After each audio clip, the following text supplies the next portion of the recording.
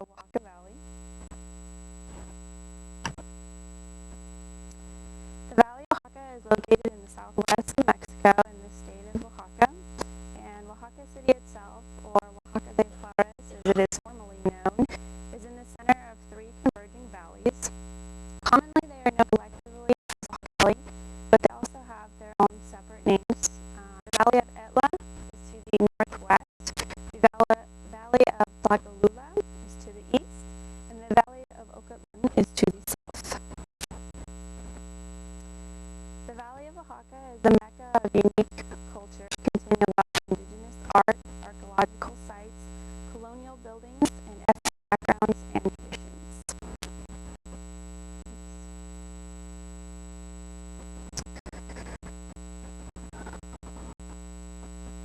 Among the archaeological sites in Oaxaca are those of Monte Albán, San Jose Cote, Danzú, Teotitlán de Valle, Lambayeco, Yagul, and Mila. All have many distinct aspects to them, but there are some common themes between them as well. One of those aspects is the cancha, ball court. The ball court is used all over Mesoamerica by various indigenous cultures, including the Zapotecs and Mixtecs in Oaxaca. Teams competed on a formal stone court with a solid rubber ball that probably weighed around 6 pounds. It's believed the game was started by bouncing the ball on a stone circle in the middle of the playing field. A number of ways of playing the game are known. One used a bat, another used a paddle or padded hands to hit the ball, and another used only the feet. The best known manner of game was one that only allowed the ball to be struck with hips, buttocks, knees, or elbows. It was a game where heavy gambling was involved, including betting lands, fortunes, crops, even wives and children were at stake.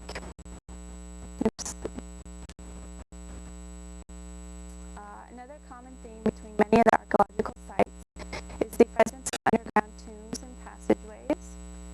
Probably the most famous tomb that has been uncovered is Tomb 7 at Monte Albán, where its discoverer, Alfonso Caso, found an abundance of hidden treasure. This is some of the treasure that he found there in Tomb 7, including this famous jade-encrusted skull, gold mask and jewelry, and a full skeleton, among many more artifacts that are now all housed in museums. Statues are common in a few of the sites, including the East Costhijo Mask statue at Lambayeco. Also located at this site are the statues of Sir One Earthquake and Lady Ten King, who were the final rulers of the site. A frogman, of whose role is unknown, guards a tomb at Yagul, and a figure of red jade, known as the Enchilada Devil, now stands in the museum at the site of San Jose Mogote. Although many aspects of the archaeological sites are similar, there are also many distinct differences as well. At Monte Albán, there are a series of figures carved in the stone called the dancers. They are called the dancers because of the way their bodies are contorted. However, it is believed by archaeologists that the figures represent captives of war, naked, tortured, or in pain, possibly to warn the enemies of Monte Albán not to mess with them. Also unique only to Monte Albán is the astrological building known as Building J, or the observatory. This building is built in the shape of an arrowhead to align itself with the Alpha and Beta Centauri constellations and the rising position of Capella. Its position in relation to the rest of the site is also unique because all of the other buildings are built strictly along the 4 cardinal points, while this one is aligned because of astronomical reasons at a 45-degree angle towards the northwest. Unique to the site of Mitla are intricate geometric wall carvings known as grecas. The carvings are called grecas because of their likeness to Greek designs. The presence of the grecas indicate the power of the site and the fact that it was used as a religious site and therefore highly adorned. As we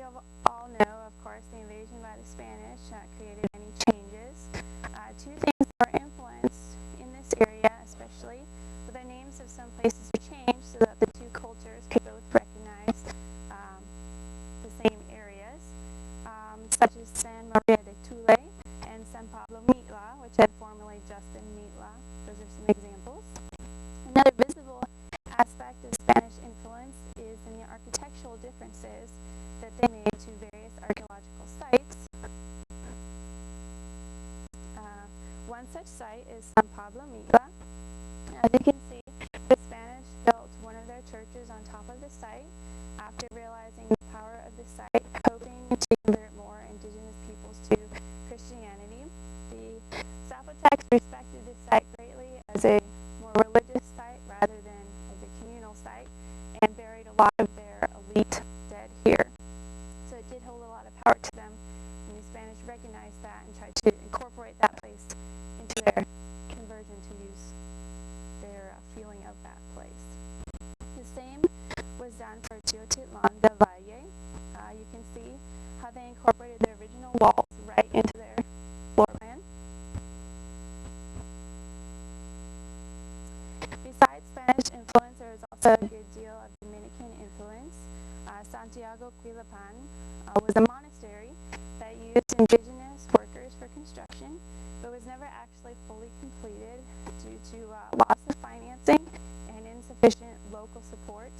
Their superiors were many miles away, and the local people were not in such support of it, and so they actually lost their drive, and it's never completed. However, a unique aspect of Santiago Quilapan was their attempt to incorporate some indigenous aspects into the making of their monastery in order to help the indigenous people feel more open to conversion.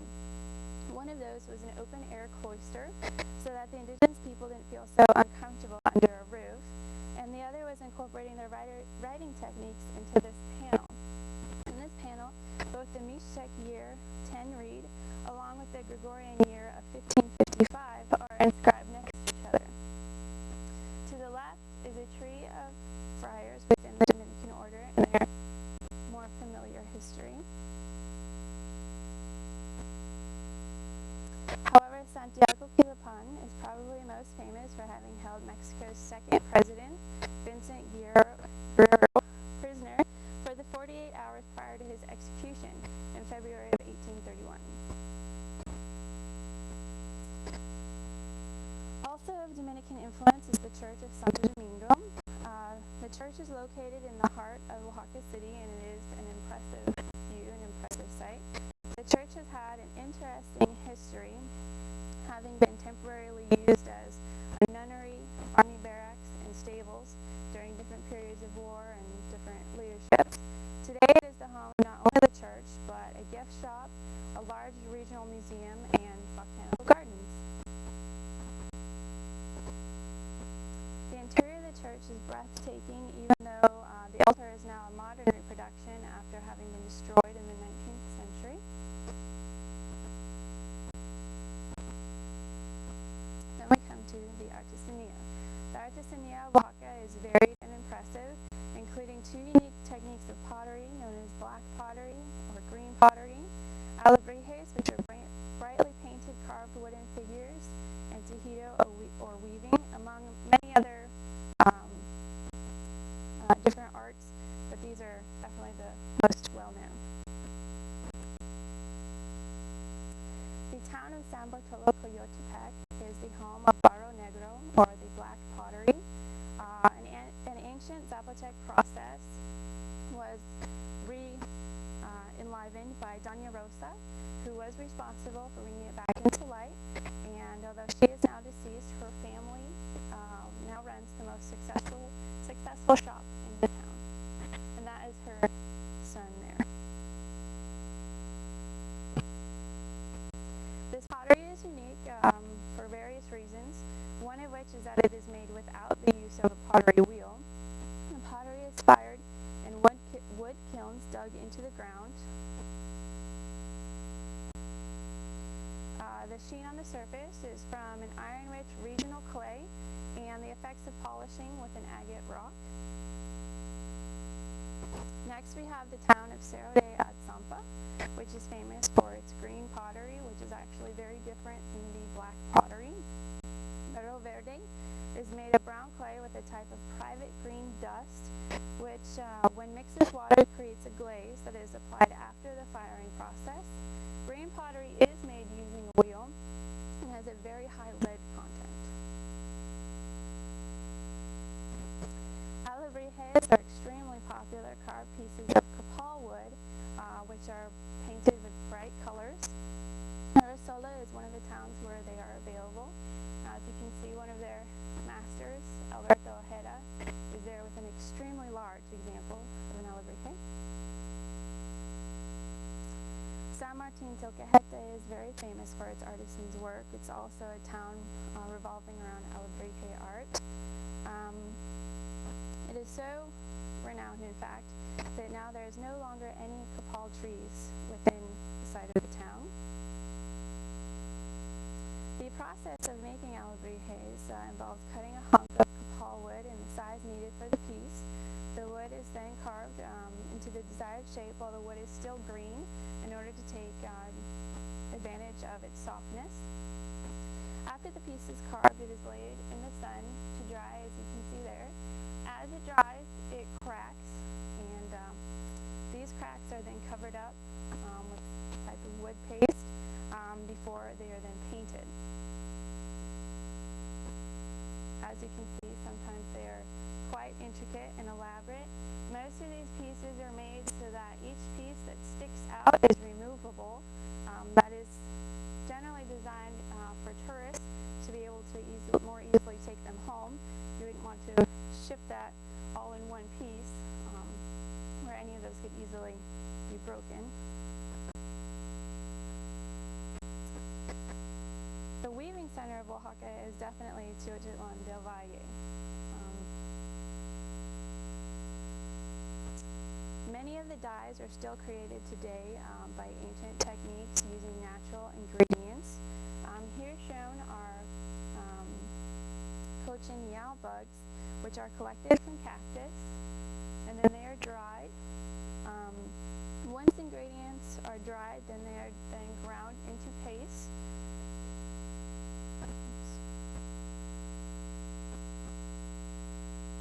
Once it is a paste, then the dye and the wool are boiled together in large pots. Once they have been boiled together, then the wool is strung out to dry. Once it has dried, then they weave it into masterful rugs and wall hangings.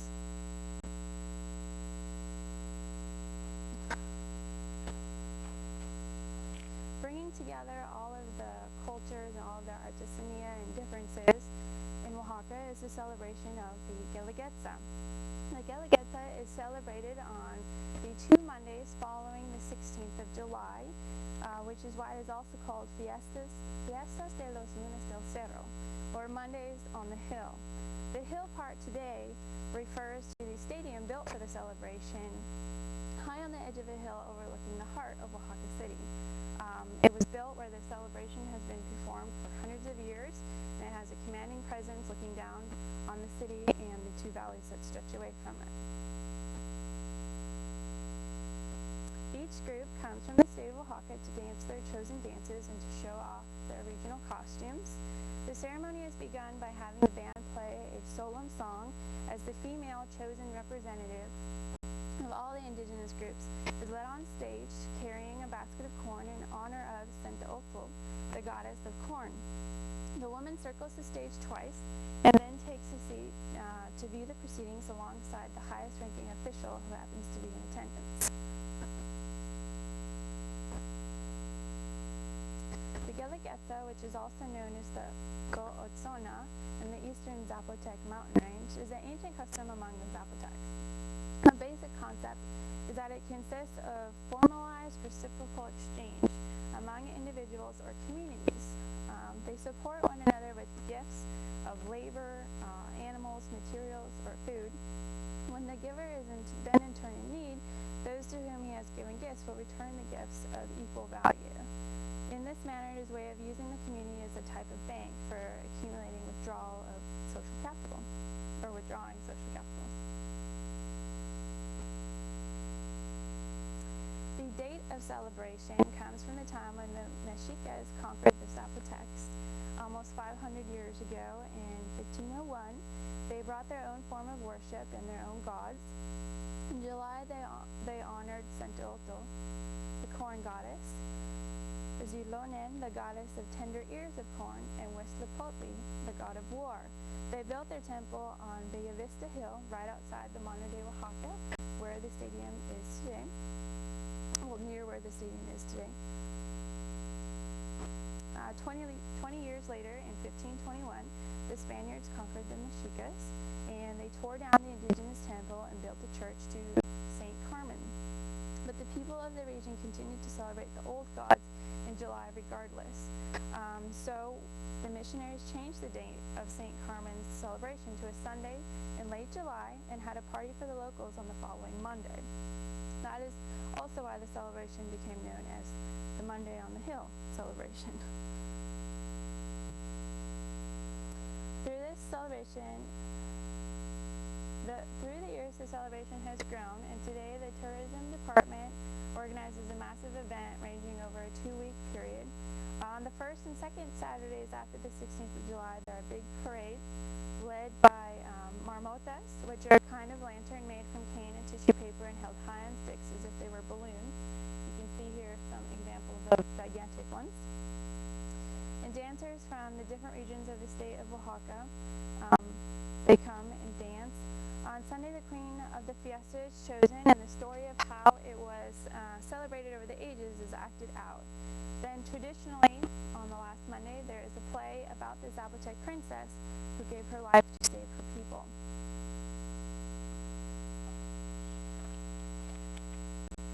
Although this celebration is extremely unique and amazing to watch, it has developed some modern-day drawbacks in the last few years due to tourism. The Guelaguetza has become so famous that people come from all over Mexico, Latino America, Europe, the United States. With tourists willing to pay heavy ticket prices, it is now a very expensive show. Tickets start generally about $50, which unfortunately creates a market where most indigenous people cannot afford the admittance to see the presentations of their groups. In the spirit of sharing, each group throws their props or gifts that they have made into the crowd, either during or after they have completed their dance. Usually they consist of painted, hollowed-out gourds, freshly baked rolls, huge tortillas sent sailing into the crowd, like frisbees or candy. However, with this crowd favorite, which are sometimes referred to as the pineapple girls, they actually do whip their pineapples into the stands, so you have to be careful with that. With all the different things unique to Oaxaca, there is something for everyone. Through many different changes, including modernization, it has remained an oasis of tradition and indigenousness, which still thrives today. There are many different cultures that still maintain their own languages, such as Nahuatl. I believe at last count there were 16 different indigenous groups that live within the area and share their culture. So it is indeed an indigenous place still today, and I hope you have a chance to visit someday.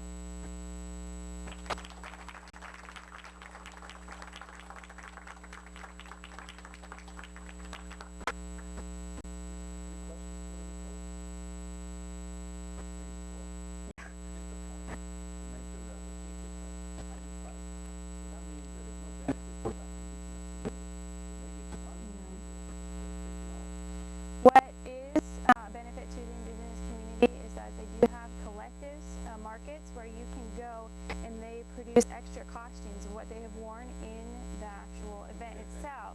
So yeah, some tourists do go to those places and purchase their colonial